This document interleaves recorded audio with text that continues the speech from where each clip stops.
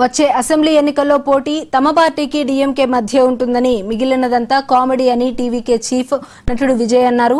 ఇవాళ వేలూరులో జరిగిన బహిరంగ సభలో ఆయన మాట్లాడారు. తనకు శత్రువులు ఎవరూ లేరని సీఎం స్టాలిన్ చేసిన వ్యాఖ్యలను ఆయన ప్రస్తావించారు. శత్రువులు లేకుంటే కరూరు ఘటనకు తనను ఎందుకు బాధ్యుడిని చేశారని ఆయన స్టాలిన్ ను ప్రశ్నించారు. తన పార్టీ సభలకు ఎందుకు అనుమతి ఇవ్వడం లేదని నిలదీశారు. చేయాల్సిందంతా చేసి కరూరు దుర్ఘటనకు తనను బాధ్యుడిని చేస్తారా అని ప్రశ్నించారు. అవినీతి, లంచాలు, రాజకీయ లబ్ధి ఇవే స్టాలిన్ ఫ్రెండ్స్ అని విమర్శించారు.